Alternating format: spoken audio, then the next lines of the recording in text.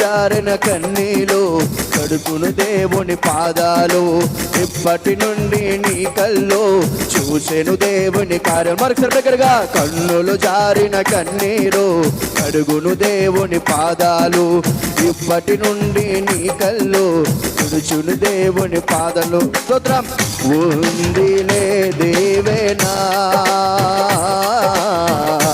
ఎందుక వేదనా యేసయ్యా పొందిన యాతనా